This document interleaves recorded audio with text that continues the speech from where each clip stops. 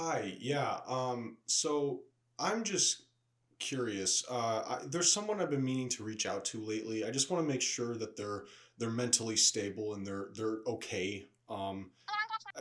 Just recent events have been leading me to believe that maybe they need to be checked up on. Am I able to, talk to you and you can put me in touch with someone who's able to do a wellness check for them? Well, that's the thing. I don't know specifically where they live. I could give you their name if that works. Damien Leone. Hello? Hello?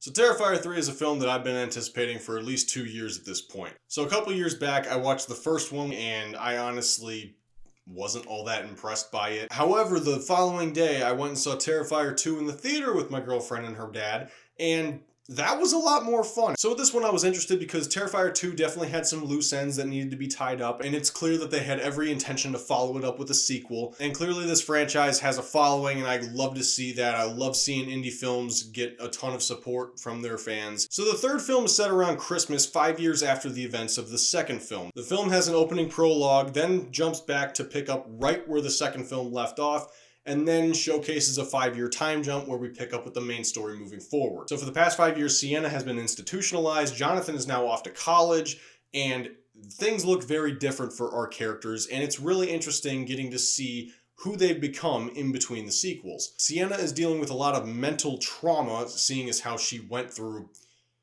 well, Terrifier 2, and Jonathan is probably dealing with the same kind of baggage, but is more so suppressing it as best as he can and not being all that emotionally expressive at all. Sienna is definitely the main focus of this film, aside from Art the Clown himself. We get a lot of Art the Clown in this film. They're constantly cutting back to his perspective in certain events, and it's really interesting and insightful to his character, I think, despite how maniacal he is. But Sienna keeps having these mental episodes. She keeps seeing things, hearing things, just full on PTSD basically. But she's visiting her aunt and uncle for the holidays and bonding with her younger cousin and trying to move past all this traumatic experience. And I think this gives Lauren Lavera a lot to work with because her performance is significantly more emotionally weighted than in the second film. I thought she did a decent job in the second film, and in this one I think she really gets to flesh out and show her acting muscles. So props to her for turning in a pretty solid performance. As for Jonathan, he's kind of not as prominent in the film, which kind of bummed me out because I was really hoping to see more of him. I really liked the connection he had to this whole story in the second film especially. And we're giving a lot more screen time to Gabby, who is Sienna and Jonathan's younger cousin. And while she's a decent character and a significant anchor for Sienna and just a curious mind because she doesn't know about all the trauma that she's gone through and then is asking questions like, oh, how'd you get those scars? And I think they're neat, but what happened here? And so when there's scenes when they're all sitting around the dinner table and she's having these dialogues with Sienna, it just creates this, this naive tension because she just doesn't know. But Jonathan is off at college, so most of the time he's not even on the same location as Sienna, and he just doesn't really have as much to do. Again, there was a reason for it, but I would have liked to see more of him in this film. In terms of side characters we get in this, outside of the family, there is a couple introduced who is Jonathan's roommate, I can't remember his name, Colt or something like that, and then his girlfriend Mia, who runs this podcast, and so she's super infatuated with Jonathan and Sienna and wants them to talk about their trauma and everything and is completely insensitive to all that. And she's just a character that is bred for you to hate. She is simply just that insensitive, nosy, annoying, completely ignorant to what she's saying person. And she honestly reminds me a lot of Rita Skeeter from Harry Potter, if that paints a picture. Enough about the characters, you want to hear about the kills. The kills are gnarly, I will say. Not nearly as gut-wrenching, in my opinion, as Terrifier 2. I think they said they were trying to top 2. I don't think they really topped 2. There's one scene in particular, let's just call it the shower scene. That's the most disturbing scene, I would probably say, or at least the one that got the most reaction out of me. That was probably the only time in the entire film that I felt that way. Most of the other ones are just like, ooh, ew. Hey, like literally the audience was reacting that way. But I don't think they're nearly as shocking as Terrifier 2's bedroom scene or the Just the Tip segment, if you remember that one. I certainly do. My gosh. Hey, sorry. I realized while I was editing, I didn't talk about how much I liked how this film looked, because I thought that in terms of the budget and the quality, definitely the third film has a bigger budget than the first two. Certainly just the first one by itself, but this film looks better. It just has a more cinematic quality to it. The first one looks very cheap because, well, it was. And the second one was a little bit better, but not quite at that mark. But this time, I think they really did a good job with making this film look visually appealing, and all the practical effects are very impressive, as they have been in the previous films as well. I do think cinematographer George Stuber and Damien Leone, while they did have some pretty interesting looking shots, could have just stylized it a little bit more. I don't know how to explain it. It's just, I feel like a lot of the composition in the film is pretty standard, and I would have liked something with a little bit more visual flair and dynamics to it. I don't know if I'm doing any justice in what I'm describing, but so anyway, they have some fun with the Christmas theme and everything, but not nearly to the degree that I would have expected them to do. Usually when you're going for a Christmas theme, you try to make that a big part of what you're doing and how you're stylizing it. For example, Violent Night from a couple years ago, all the kills were centered around Christmas. So you got Santa Claus, Viking Santa Claus, fighting off all these mercs, and he shoves a Christmas tree star into the one guy's eye, plugs it in, his head like catches fire and blows up or whatever. He's putting pool balls in a stocking and whipping it and flailing it around to beat the crap out of people. They're using broken ornaments as like booby traps for people to step on. Like, they truly embraced the holiday theme of that film in a way that I think was a lot better, and what I kind of expected from this film. Yeah, sure, you get a couple of crazy Christmas themed kills in this and whatnot, but I don't think they fully embraced that element, and just in a way it was a missed opportunity in certain aspects. But as the movie went in general, in terms of being a Terrifier film, I was having fun for the bulk of the movie. Right out of the gate, they let you know just what type of movie this is, and they remind you, yeah, this is Terrifier. Now, things started to fall apart for me in the last act of the film. It just took a weird turn in terms of how they're delving into the lore of these characters. Obviously, Art the Clown, as we found out in the past films, has had some kind of supernatural affliction of some sort, but it's never really been clarified.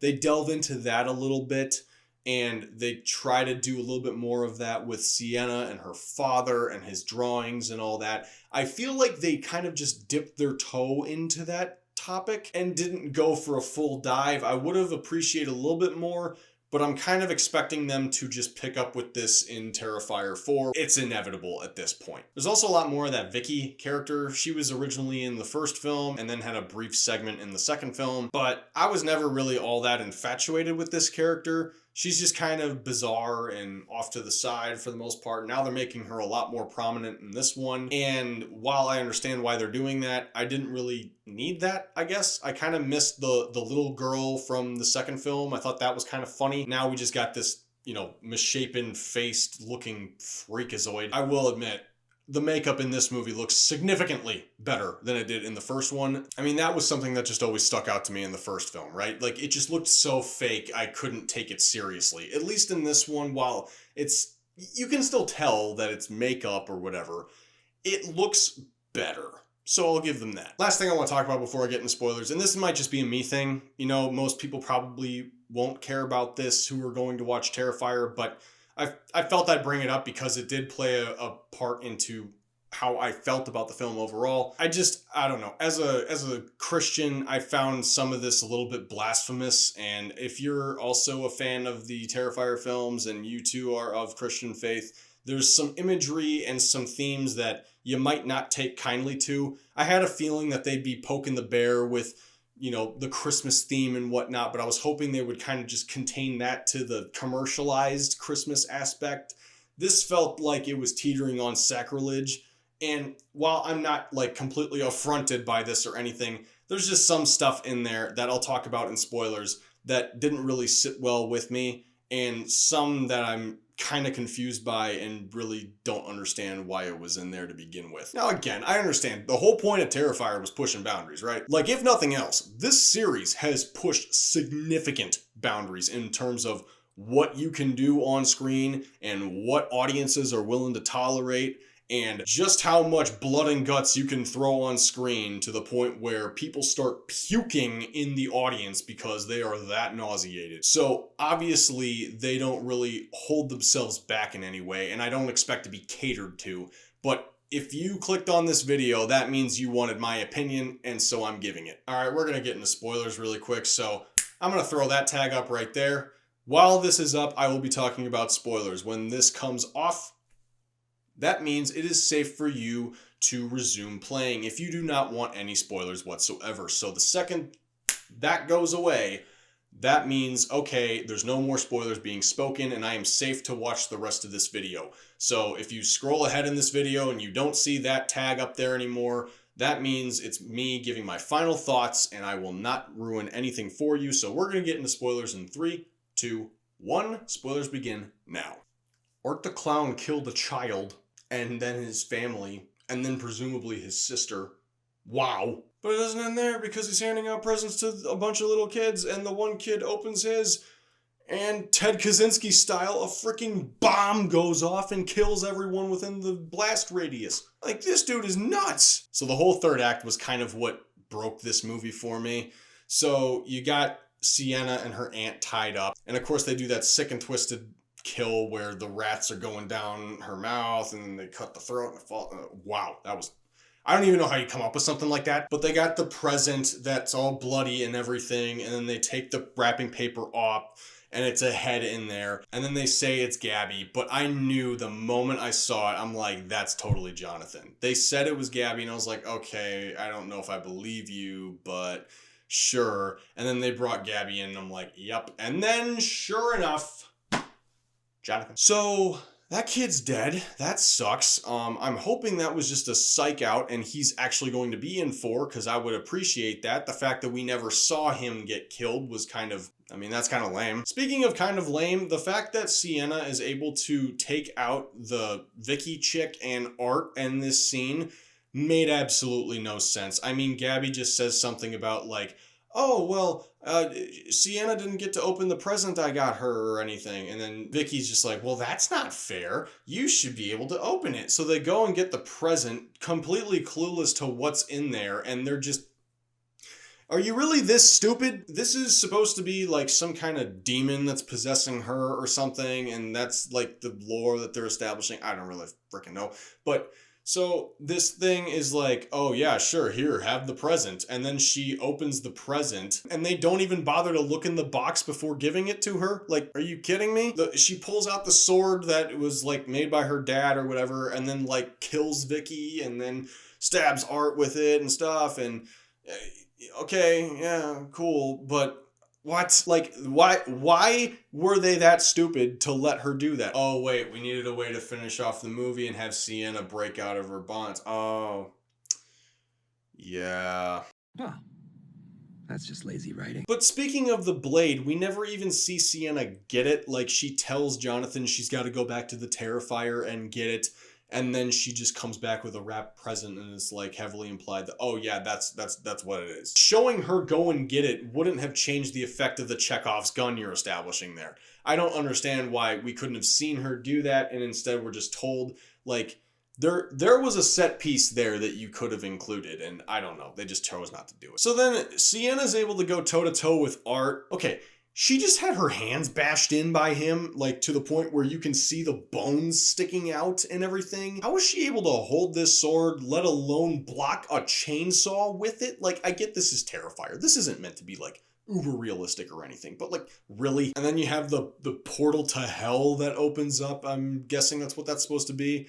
And then Gabby's falling into it. And Sienna decides the best course of action to get her out of there is to hold the sword down, grab it by the blade, and then let Gabby grab onto the handle of it. What? Like, even if you had the strength to hold onto the sword, which you don't because your hands are destroyed, it is going to slice through your hand. And I get they had the whole thing about she can't be hurt by the blade, but it's going to slide through your hand. Your hands are broken. Your hands are covered in blood. A human child is grabbing onto the end of this, and you're going... That just made no sense. I have no idea what they were trying to do there. I don't know who they were trying to convince that that is even a possible, viable option. It was stupid. And then surprise, surprise, she falls into hell or whatever, and then the portal closes, and then she's just like, I'll find you. And I'm like, oh, great. Okay, so Terrifier 4, Sienna goes to hell? Like, what is this? I don't mind this whole supernatural aspect to art at all, but I really wish they would have kept it more like a Michael Myers thing. Like, he keeps getting shot and stabbed and whatever, but he just keeps getting back up and you have no idea why, and it's all that boogeyman legend and everything that's making him keep going. But with art, it's just like, oh yeah, he's like thriving off of some demonic soul or whatever. It's like, that's kind of lame, man. And that kind of plays into what I was saying earlier about the whole blasphemous elements of this film. I mean, they literally decapitate a corpse and then nail him to a wall, crucifixion style. Didn't really take kindly to that one. But even more so was the fact that Vicky's wearing a thorn of crowns and then puts it on Sienna's head, and yeah. And one other thing I'd like to talk about, just since we're on this topic. There's a scene where Sienna watches a demon forge armor, and the demon is on a leash held by the Virgin Mary, and I wasn't really sure what to make of that. I don't know what that was supposed to be saying, and I don't know. It just felt weird. I didn't really care for that either. So anyway, again, maybe that's just a me thing and it won't bother you, but again, my opinion. I thought it was neat how her one friend from the second film kind of came back as like a vision that she was having. Like she was just seeing this in her head because she's all traumatized and everything. Like that was really interesting, and I liked seeing that kind of side of Sienna's psychosis and everything. I appreciated that. I kind of wish they would have done that a couple more times outside of just her envisioning stuff from when she was a kid and having bad dreams. But I thought it was pretty cool overall. And lastly, even though we got that one flashback with Sienna and her dad and how he created that drawing and everything, first of all, it looked nothing like the sketch we saw in the second film, so I thought that was weird. But we didn't really get a whole lot more to the legend there. It was pretty vague, and I wish we could have gotten just a little bit more of that. However, I think that they'll pick up with that in Terrifier 4, but they probably should have at least done a little bit more in this one just to make this more of a standalone film and not just a part 3 of a longer pantheon of films. Answer some questions here. Don't be raising more than you're answering. So yeah, overall I had a pretty good time with this. I didn't have as many issues with it as I did the first film. I just didn't find that film all that appealing, honestly. But it was nowhere near as much fun and crazy as the second film was. I think this was decent. I don't think it was bad.